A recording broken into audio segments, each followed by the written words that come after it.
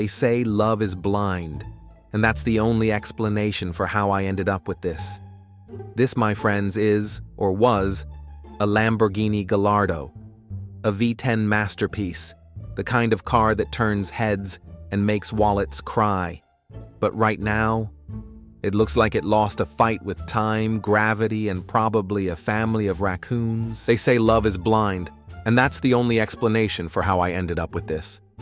This, my friends, is, or was, a Lamborghini Gallardo, a V10 masterpiece, the kind of car that turns heads and makes wallets cry.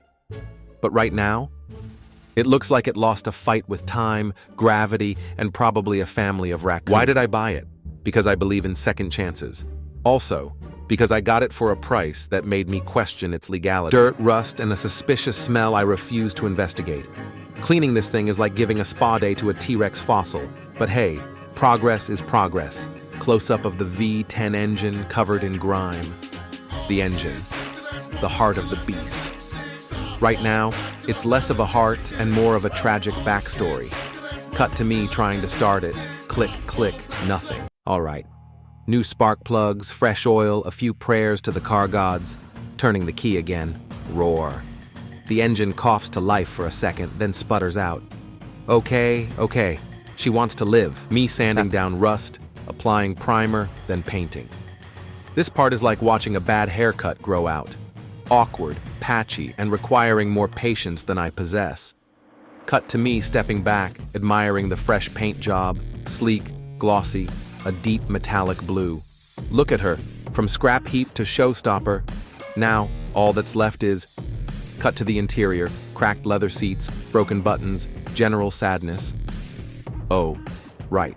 Montage of new leather seats, fixing the dashboard, installing a new steering wheel. The last owner apparently had a deep hatred for buttons because half of them were missing. But with some patience, a lot of YouTube tutorials, and a few bad words, we're back in business. Nighttime. The car sits in the garage, looking brand new. Moment of silence. Then, I slide into the driver's seat. This is it. Months of sweat, scraped knuckles, and existential crises have led to this moment. Turning the key, V10 engine roars to life, smooth and powerful. The headlights glow, the dashboard lights up. A deep breath. She's alive. I sit back, a satisfied grin forming. All right, let's take her for a spin.